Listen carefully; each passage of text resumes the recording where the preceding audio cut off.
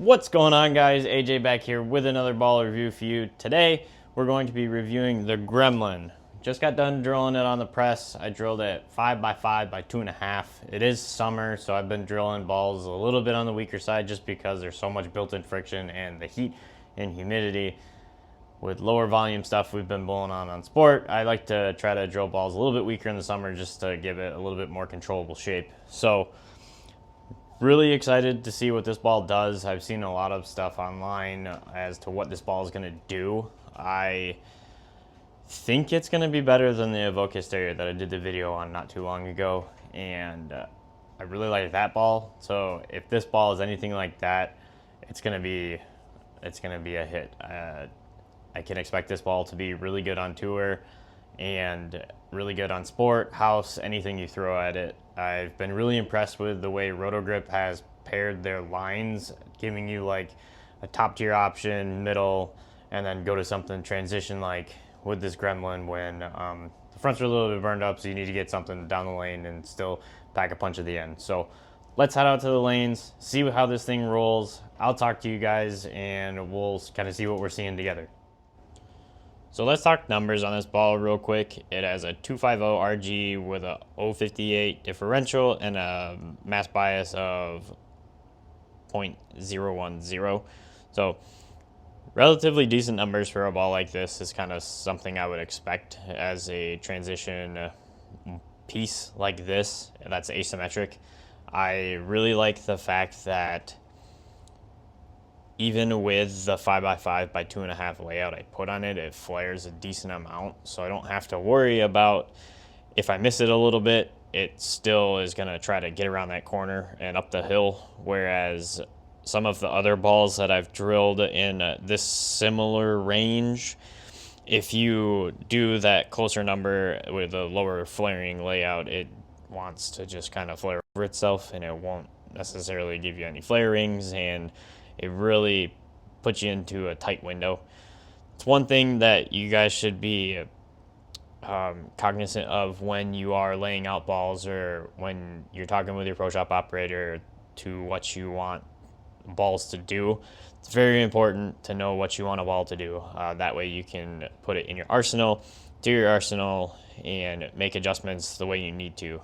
One thing I've really been impressed with this ball is the fact that it clears the fronts pretty much no matter what. I show you guys a couple examples of missing left, missing right, and it doesn't struggle to overhook too soon. We did hit this ball with 2000 just to get it to read up a little bit earlier. This is 47-foot Statue of Liberty, so a little bit longer pattern, the same pattern I did the Evoke Hysteria video on, so you guys can go compare the two. I would say these are two of probably the best balls of this year so far, and I know this ball hasn't been out that long, but it's already kind of earned its way in the bag over the Hysteria.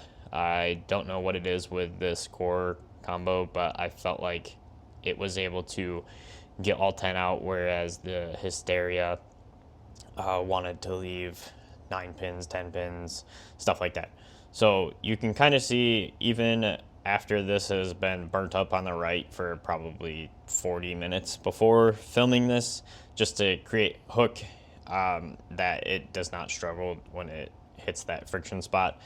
I know there's a little bit of surface adjustment that's going to be made on this ball permanently. I would say when you drill it, definitely hit it with like a yellow Scotch-Brite pad or a light 2000 or 3000 just to knock all the oils and stuff off the ball, because when I did try to throw it super shiny, it just went 60 feet. So that's one thing. Keep in mind, if the ball's not hooking when you first drill it, to hit it with some surface, especially if you're bowling on sport. But I'm really impressed with this ball overall, and I think it's going to be a very, very good tiered system with the hyperdrive going into Rockstar and then going into a Gremlin like this when you need to get left. So I will be back with you guys here in a hot second to give you my initial thoughts after filming the video. Well, there you guys have it. That is my review on the Roto Grip Gremlin. Super impressed with this ball. Everything I hoped and dreamed with. I really like the way that layout pairs with the core and cover on this ball. with this time of year. I'll be curious to see what it does during league season and when it gets on house shot, when it's a little bit cooler outside and it's not hooking as much. So I think it's going to pair really well with the Rockstar.